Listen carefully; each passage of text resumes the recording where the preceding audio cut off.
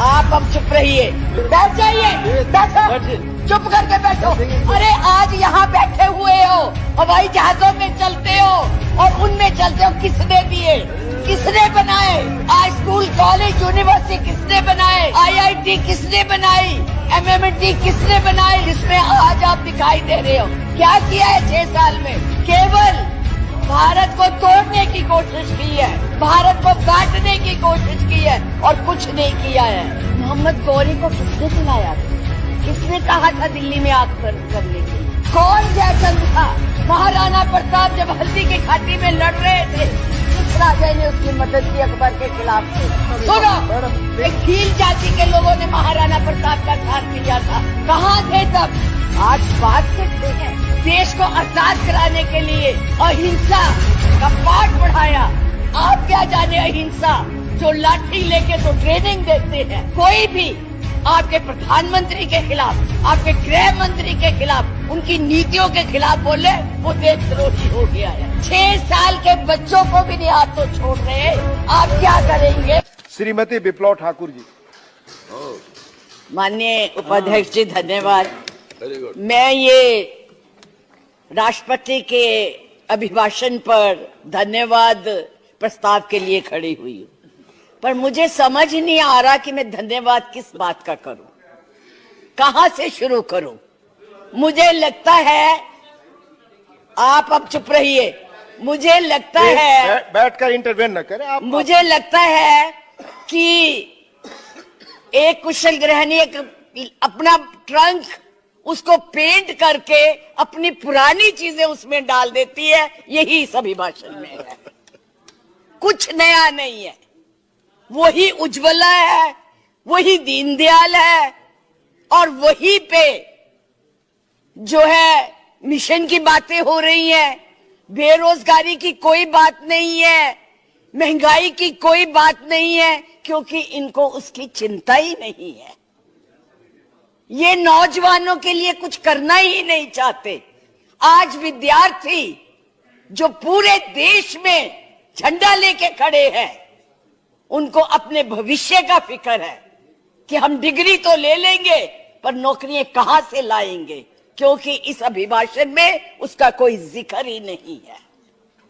ये अभिभाषण ऐसे लगता है जैसे मुंगरी लाल के सपने दिखाए जा रहे हैं।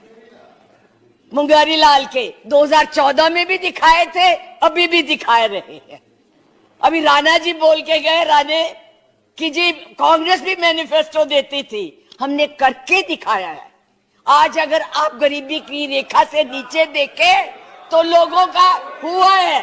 अरे आज यहाँ बैठे हुए हो, हवाई जहाजों में चलते हो और उनमें चलते हो, किसने दिए, किसने बनाए? आज स्कूल, कॉलेज, यूनिवर्सिटी किसने बनाए? IIT किसने बनाई? MMT किसने बनाई? जिसमें आज आप दिखाई दे रहे हो। क्या किया है 6 साल में? केवल भारत को तोड़ने की कोशिश की है, भारत को बांटने की कोशिश की है और कुछ नहीं किया है।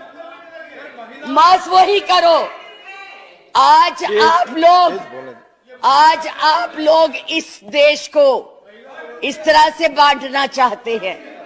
कुछ नहीं है, ना महिलाओं के लिए है। आज पूरी महिलाएं जो है इस चिंता में हैं कि हमारा भविष्य ठीक है, हम सुरक्षित है, वहां उनको कुछ दिया नहीं जा रहा। और मैं ये कहना चाहूंगी कि मैं पूछना चाहती हूं, क्योंकि आप बहुत इतिहास के बखेर हुए हैं, मोहम्मद गौरी को किसने बुलाया था? किसने कहा था दिल्ली में आंख बंद करने के लिए? कौन जयचंद था? कौन जयचंद था? महाराणा प्रताप जब हल्दी की घाटी में लड़ रहे थे, किस राजा ने उसकी मदद की अकबर के खिलाफ में? बैठ जाइए, बैठो, चुप करके बैठो। सुनो मैडम, प्लीज आप चेयर को एड्रेस करें मैडम, प्लीज।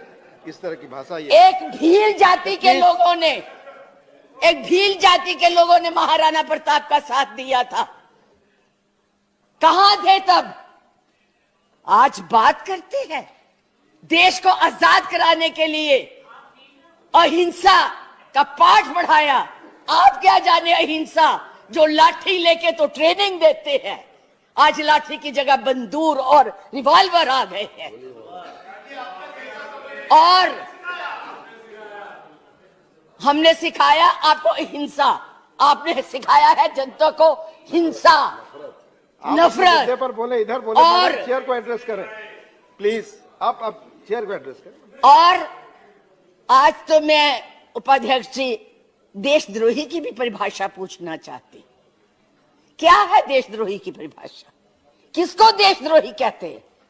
मुझे याद है जब कम्युनिस्ट पार्टी ने भारत की आजादी को नहीं माना था, 4 साल के लिए बैन कर दी थी, लेकिन उनको देशद्रोही नहीं कहा था नेहरू ने। सरकार ने देशद्रोही नहीं कहा था। पंडित नेहरू के खिलाफ लोकसभा में वाजपेयी जी बोलते थे, उनको देशद्रोही नहीं कहा था।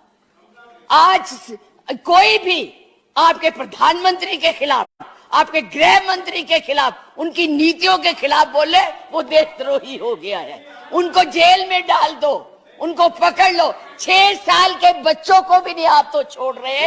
आप क्या करेंगे? आपके पास ना तो कोई कार्यक्रम है, ना आपके पास भारत के लिए कोई नया सोच है, कुछ नहीं है। केवल एक सोच है कि कैसे इस देश को तोड़ा जाए। 70 साल में और उपाध्यक्ष जी हमने पाकिस्तान का इतना नाम नहीं लिया था जितना ये 6 सालों में ले रहे हैं। हमारी महानायिका ने पाकिस्तान के 2 हिस्से कर दिए थे, बांट दिया था, और ये आज पाकिस्तान के नाम से डरा रहे हैं। और वैसे कहते हम बहुत मजबूत है, हर बात के लिए पाकिस्तान, हर बात के लिए पाकिस्तान। क्यों भाई? क्या है वो? आपका कुछ लगता है? हाँ, जरूर लाहौर में जरूर बिरयानी खाने गए थे, कांग्रेस नहीं खिलाती, बिना बुलाए गए थे। और आज बात करते हैं, किसकी बात करते हैं? मैं ये कहना चाहूंगी कि इस भारत को मत तोड़िए। बड़ी मुश्किल से पटेल नेहरू ने इकट्ठा किया है, आप तोड़ रहे हैं। आप नहीं कहते हैं, आप तोड़ रहे हैं, इसका विभाजन कर रहे हैं, लोगों को बांट रहे हैं। मैडम, आप चेयर को एड्रेस करें, आपस में चर्चा ना करें। मैं उनको एड्रेस ही नहीं करती जी, मैं उनको समझती कुछ नहीं हूँ।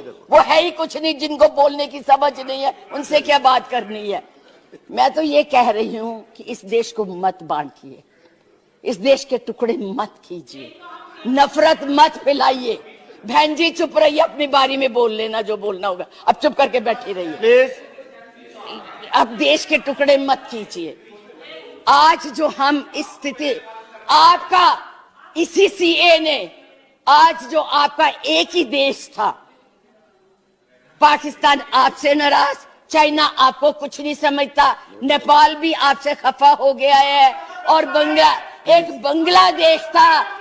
बांग्लादेश था जिसको भी आपने इस सीएए से नाराज कर दिया है। आज वो भी सोच रहे, उसके 4 मंत्रियों ने अपना प्रोग्राम कैंसिल किया। एक उसमें कि इस देश में ऐसी बातें हो रही है, इतना ज्यादा। आप कहते हैं कि यूरोपियन यूनियन को हक नहीं है बोलने का, प्रस्ताव लाने का, तो उनके एमपी क्यों ले आए थे? उनको कश्मीर क्यों ले गए थे? आपने खुद उनको इनवाइट किया है, आपने खुद इसको इंटरनेशनल बनाया है, आपने खुद इनको, दूसरे लोगों को इसके ऊपर दखल देने के लिए बुलाया है। और उन्हें नहीं बुलाया जब तक हमारी सरकारें थी, किसी की हिम्मत नहीं पड़ती थी हमारे देश की तरफ देख ले। आप लोगों ने किया है ये सब, अपनी करतूतों को छुपाने के लिए उन लोगों की मदद ले रहे हैं। आपके पास कोई प्रोग्राम नहीं है, आपके पास कोई कार्यक्रम नहीं है, केवल एक कर्म है कि गोली से उड़ा दो जी, मार दो जी, खिला दो जी, यही आपकी यही आप करने जा रहे हैं। इसलिए मैं आप लोगों से कहती हूं कि इस देश को मत बांटिए, इस देश की एकता को बनाए रखिए। इस देश में जो भी यहाँ है, आज वो सदियों से रह रहे हैं, अभी नहीं आए हैं। अब पाकिस्तान और बांग्लादेश, अरे भाई वो तो है ही इस्लामिक कंट्रीज, उनके बारे में क्या बोलना है? हम तो सेकुलर, हम तो धर्म को मानते हैं। किस धर्म की बात आप करते हैं? किस राम की बात करते हैं जिसने अपनी मर्यादा को रखने के लिए जनता की बातें सुनी थी? उस जनता की बात सुन के उसने सीता को वनवास भेज दिया। और आप लोग बात तक नहीं करना चाहते। किस राम राज्य की बात करते? किसको पूजते हैं आप? मंदिर बनाइए, जरूर बनाइए, लेकिन उनके आदर्शों को भी मानिए, उनकी बताई हुई बातों को भी मानिए। सिर्फ केवल कहने से बात Madam, नहीं please बनती है, conclude now. ऊंचे ऊंचे भाषण देने से नहीं बात बनती है। इसलिए मैं यही कहूंगी कि इस देश को मत बांटिए, एक रहने दीजिए, ये नफरत मत फैलाइए। ये आपके लिए भी और हमारे लिए भी बहुत धन्यवाद। बहुत बहुत धन्यवाद। धन्यवाद। लाइव टीवी, सच सबसे आगे।